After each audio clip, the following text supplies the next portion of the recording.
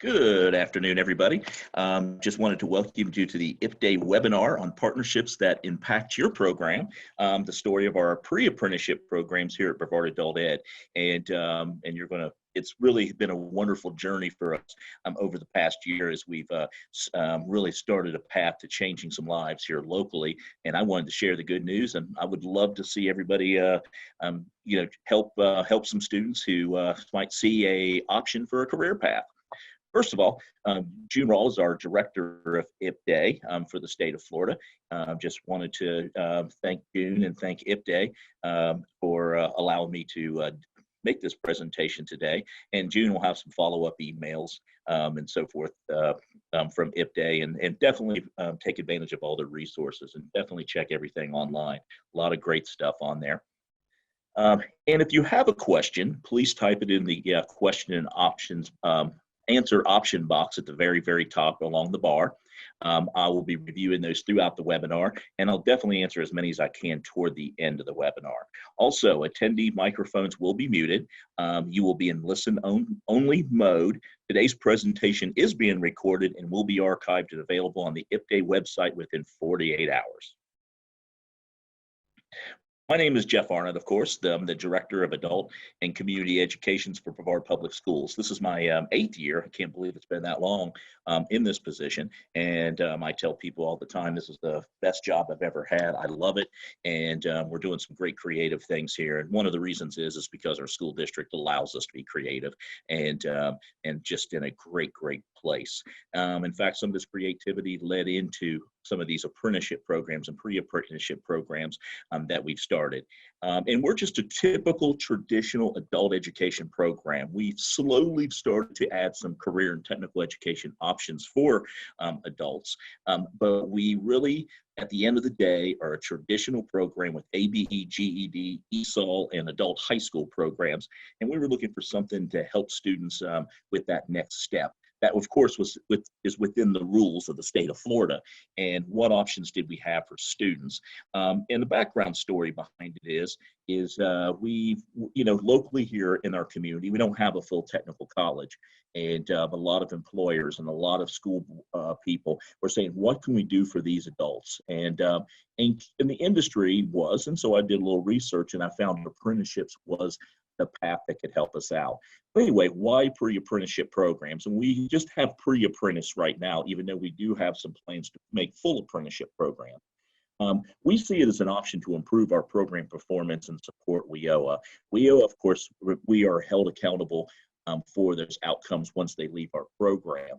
We figure this is a way to get students into a true career path that will not only help them out, but also improve our program. And here's some of our local data, and our data is pretty typical of many programs throughout the state of Florida. And one of the biggest takeaways of wake-up calls I had a couple of years ago was noticing that only 46% of our students remained in our ABE program, that's levels 1 through 4, for 60 hours or more. And I really looked at the state data. I believe we're 1 point above the state average. So it seems to be typical throughout the state. There's many reasons why that happens. Of course, it could be, students' lives, things and the challenges our students have. But I figured this might be a way that students see our program as more than just an adult education center, but also maybe as a career center as well. Also wanted to increase the number of IETs. This could help with that, and also link our students to high-wage jobs after finishing adult education. That sometimes is challenging. We have a community college here we send students to, which is a great community college. Eastern Florida State College even gives all of our graduates a free class when they go over. Really just a great partnership. And we've had great partnerships here with Career Source. I believe they're just rock solid, and a lot of our business partners. And it was basically this all came about when we all came together and really put our brains together to figure out what we could do for our students. Let me go back. Brevard idea. Local industry asks us regularly to train students to fill their workforce needs, and I'm sure everywhere in the state of Florida that comes up regularly. What can you do for us? And there was one that I'd like to give credit for. One is Art Hokie at Knights Armament, which is a government contractor that makes guns for the United States military. Introduced us the apprenticeship programs with the support of one of our school board members, Matt Susan, who ironically enough used to work for me one time as a part-time teacher when he's a teacher, ran the school board, and his dad was a contractor, and he introduced us to the Home Builders Association. And I just went and told them I'd be more than happy to explore the idea of apprenticeships to help fill their business needs. And those two individuals have, with their ideas, really, I got to give them all the credit in the world for making this happen. So what we did next was call the Florida Department of Education after I did this. Ted Norman's office up in Tallahassee, a wonderful individual. He'll really step you through this, very accommodating, and explored our options for pre-apprenticeship programs. Now, I will say it's not an automatic thing. It's not like here's the application and voila, you can start tomorrow. It did take us about a year, maybe even a little bit longer, from start to finish, basically start of the application to having our first students in the classroom. To make this happen. So it's not that the Department of Education is doing anything wrong, but you just have to do nothing wrong. But you just have to get all your partners lined up locally in order to make that happen. And we'll definitely go into detail on that in a few minutes. And the process, like I said, it's a year. And we do have a registered pre-apprenticeship program. That's a big word there, registered, and with the department to make that happen. And registered, and the apprenticeship programs are run through the Department of Education in Tallahassee. They're the ones who will give you the license. Okay, building a committee. This is the most exciting part, and some cases the most time-consuming part. Who I included when I started our own little committee, and all pre-apprenticeship programs has to have a committee that helps guide the work that you do. They help you with your local standards. They help you to determine what the local needs are of our community in conjunction with CareerSource, and really support us in many, many ways, financially, and also hiring our students and getting students into a full apprenticeship program. So we definitely include a local full apprenticeship registered programs here in Brevard County. All of them, with the exception of one, are on our committee. And I always joke around here talking about our pre-apprenticeship program is kind of like the JV program of a varsity program, and we consider our apprenticeship programs like the varsity club. So our students come into it, they kind of find which pathway they want to go to. Our first one was in the construction trades, HVAC, plumbing, and sheet metal, and high-line wire worker. So the students would get in there and just kind of figure out what they want, and then they would apply for the full apprenticeship program. And of course, in a full apprenticeship program, those students have a full-time job and they learn more of the trade in the evening in that full hours. And we've articulated where a lot of those hours will transfer over into their program. So they're not, quote unquote, wasting their time while they're getting into there. Also, business partners who are willing to hire the graduates, which were, of course, part of our apprenticeship partners, and post-secondary institutions. We're working with Eastern Florida to come up with some articulations for those students who may go through the program. They get some industry credentials in our program, and how they can transition over to the college if they decide to go the AS route. And of course, other allies. You definitely want to get your friends lined up for you, the folks that can leverage board members who know the superintendents, who know college presidents, anybody who's a fan of the program, who has any political pull. You want them on your side. They can help you out like you would not believe. In our case, I think our other ally was CareerSource and Art Hokie. So Matt Susan, our school board member, those individuals have been wonderful. Building the class. Now, once you go through the whole application process, and it was a great day. In fact, I should have put the picture on there when Mr. Lindis came to my office and got the committee together to hand deliver our certification, our license to be a pre-apprenticeship program, a registered pre-apprenticeship program. It really was a great day. But we knew that the moment we got that, that's when the work really, really, really started. We had to really, we had to include teachers in our program when building the class. And when I say teachers, your local adult education teachers, and educate them. And that's one area I feel I got to do a little bit more work in. So when students start asking teachers about apprenticeship programs, they're able to answer questions. And get everybody excited about the options of those.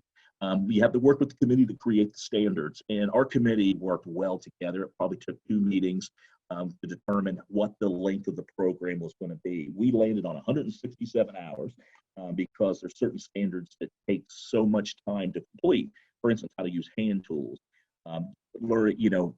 preparing to get your OSHA card, preparing to get your NCCER credential. We have CPT as one of our industry credentials we have, which goes into my next slide. Hiring the teachers and getting those teachers trained to teach those credentials that are part of the program. In our first pre-apprenticeship program, we had CPT, that's a Certified Production Technician for Manufacturing. Our committee felt that that was a valuable certification for students because it basically focuses on safety. NCCER, which is the construction industry credential on the safety module. Students took that, and they took OSHA and they took first aid. Those were the 4 credentials that they leave their full certificate from us. And how much is the cost? This is kind of what I figured out the cost to be. CareerSource had a grant, and like I said, I'm not saying that everyone can get a grant this way. We just happened to be lucky. They applied for a grant that absolutely was enough to really pay for all these things that you see up here, plus some. But we figured the cost for a part-time teacher for 160 hours is around $5,000 with the benefits, supplies, and small tools, a file cabinet so the tools can go into it in the classroom, and anything from extension cords to just other supplies for the class costs about $5,000. The industry credentials, it may be a little bit less than $1,000. Exam proctors, you got to have folks proctoring the exams. We paid no more than 500. I just felt that was a very high number, but we put that in there. And the books are about 2,000. Now, what's the cost to the student? Absolutely nothing. The student, by rule, doesn't pay anything to become a part of this apprenticeship program. That we don't even. The only time we would charge them the $30 fee to enter the program is if they needed to take the GED. Had to prep for the GED itself. We had some ESL students in there, which was fantastic.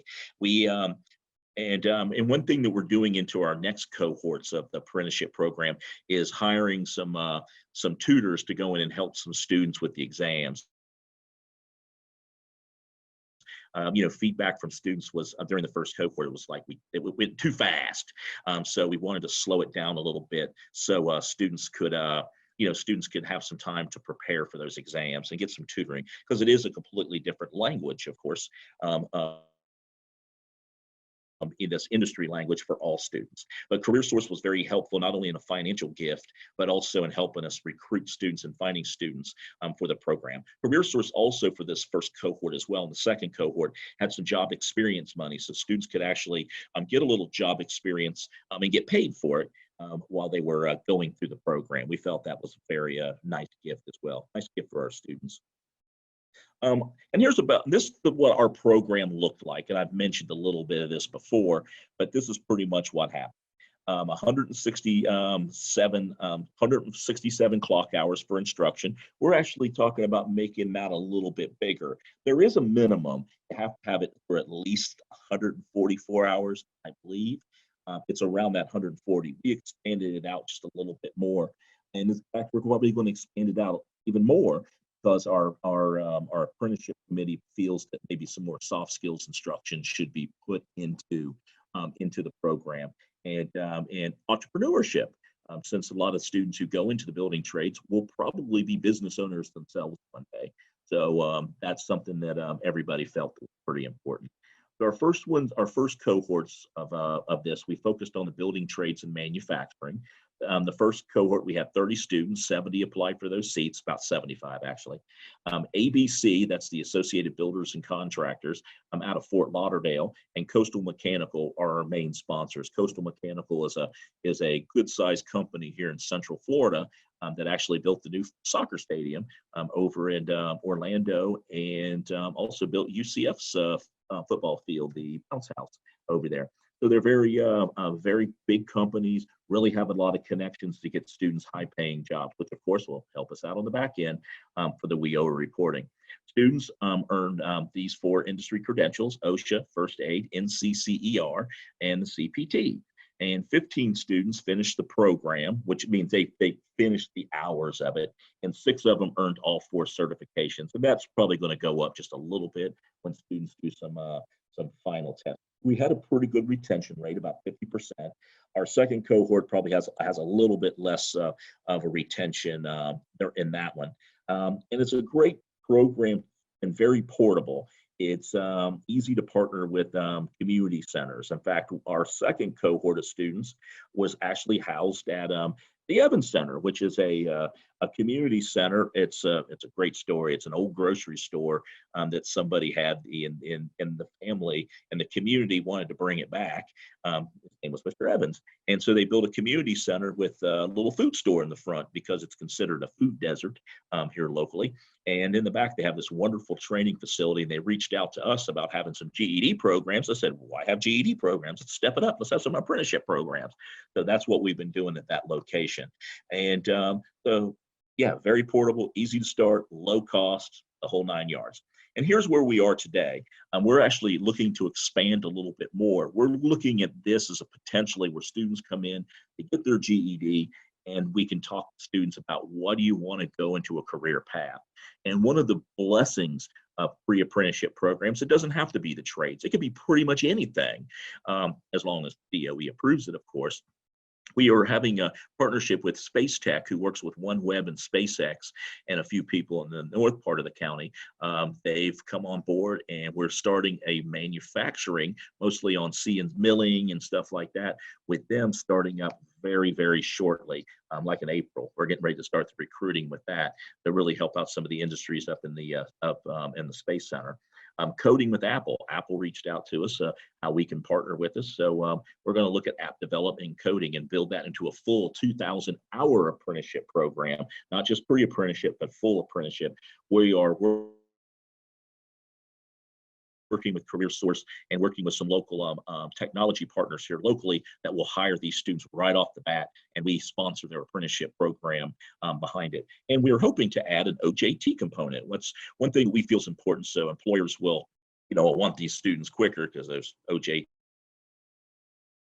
hours can also count toward FTE for your program as well.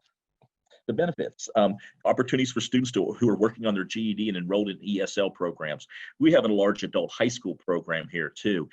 We have to do some work there to get that to work for an adult high school program. But for GED and ESL students, this is a perfect type of thing. Low startup cost. I showed you the cost. It's very, very cheap. Really, you don't have to have a lot of computers, just basically some good hand tools. And maybe some prep software for, some prep stuff for like the exams and stuff. And basically another benefit, you connect with all those WIOA partners like Career Source that we're supposed to be partnering with anyway. So that's something that's just made me smile. Hours can be reported to the DOE for funding. An apprenticeship hour is the same as a student in a GED class. So if a student has 100 hours in a GED program, and there are 100 hours in a pre-apprenticeship program, that's 200 hours total that you can submit to the department. And we're submitting our CPT completers as post-secondary CAPE funding. Not sure what'll happen there, but we're going to submit them anyway because it is on the post-secondary CAPE funding list. So stay tuned for what happens on that one. And once again, very, very, very portable, very easy to start up, very easy to take from location to location. I would say if they have air conditioning and they have a nice dry room, an insurance policy, and an overhead projector, or the ability to project a PowerPoint onto a wall, you're in business, and a place to store the stuff, like a closet to put, tools and stuff. You are set and you're golden. And let's look at some of the questions. Okay. Oh, also, I forgot to mention here, I will be sending June some resources on the stuff that I just talked about, our partners, how we got it started. And of course, I'll have my email and stuff at the end. You can always email me some questions and stuff, or just give me a call for that matter. All right, let's check out some questions. What is the name of the grant? The grant was actually through Career Source. However, we did apply for those, the new ones that just came out from the department, the Career Pathways grant. We did get 2 of them, and we're actually using those grants to expand this one, the one we have now with the construction trades, and we're using the other grant to start up the one I just mentioned for manufacturing. We did get those, two of those, but the other one was a grant from Career Source that they got from some apprenticeship money that came from somewhere. If you send me your email, which will be at the end, I'll be more than happy to get you the exact name of the grant. But I know it was one that they applied for near enough 2 years ago. So I know it's getting ready to expire for us, but I'm not sure if there's going to be another round. That would definitely be a question from Career Source, but I could follow it up. And NCCER certs, it's just a basic one the one for safety that it's most students do pretty well on it. I will say that, but it's the basic first safety one they have. It's not the full battery. It's not enough to get the full what do you call it, the full CAPE funding stuff. Even though that's a good question, you could actually put them all in there and potentially could get the funding for it. So that's what it is. Okay, I'll definitely email you back. And you mentioned having a coding apprenticeship with Apple. If you have a coding apprenticeship, would you be able to get funding for those hours? Yeah, absolutely. It's basically the way it works, and I've talked to some folks up there.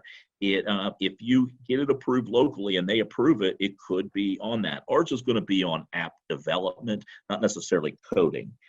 So that's what we're looking at. In fact, I see the person on here. I'll talk to you about it. But yeah, that's how we're doing that one. We haven't applied for that one yet, so we're getting ready to apply for that one here very shortly. We just wanted to get some people committed to a committee first. So, any other questions? Okay. Okay, answered, open. Okay, there's the email. I will get that. Okay. And I know there is something else there. Questions and answers. And of course, I wanted to thank you. And I know somebody's going to come on here in a second and ask you for some feedback. But my email is on there. I put the cursor on it so you can read it just a little bit better. Before the power went out, I actually had it back to black. But there it is. It's arnott.jeffery@brevardschools.org. Just email me any questions that you have. There's my phone number that comes right to my desk. And of course, you can always tweet me. And I always like to get down there and tweet back. So, and everything. So, okay. Anyway, here's the questions. Go ahead. Okay, here's the feedback questions. If you would like to just answer these real quick, would you just answer those? I'll give you 30 seconds.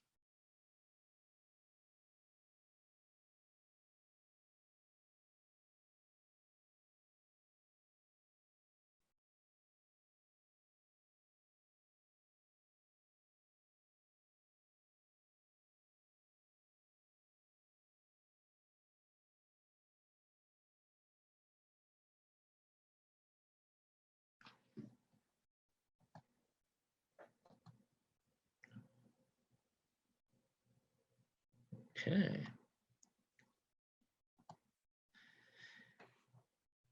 And we appreciate your feedback to IPDAY. All righty, everybody, I'd like to thank you all for being on board. And like I said, don't be afraid to reach out to me. I'll be more than happy to help you get these programs started. They have been such a success that I'm a big believer in them.